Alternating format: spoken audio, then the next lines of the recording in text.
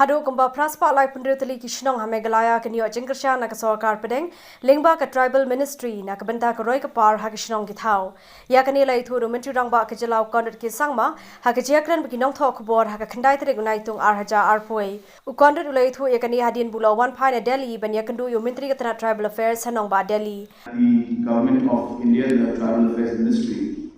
has decided to take up a large number of tribal villages for overall development purpose in different tribal states of the country. They have identified 836 villages, plus minus 10. I don't remember exactly 836 or 846, but approximately 830 plus villages have been identified in Meghalaya, which will now be taken up in the next 5 years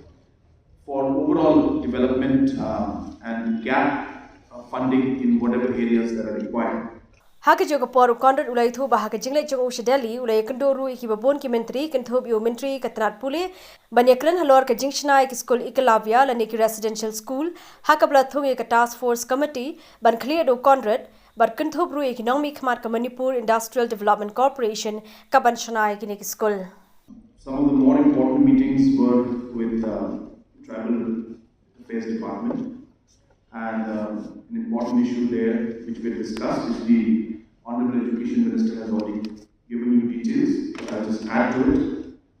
that there was a big concern about the EMRS schools, the fact that the overall progress of the work in these schools is not at the pace as we would want it to be. So therefore, after discussing with the Tribal Affairs Minister, we are setting up a task force which will be headed by myself as a chairperson, the Chief Minister, and there will be members from, obviously, the Education Minister and the Education Department will be there,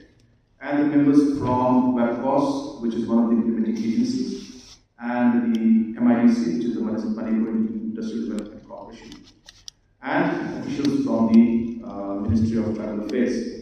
And the objective of this task force will be to ensure that all the different issues concerning land and other aspects which are leading to the slowdown of the overall implementation of the scheme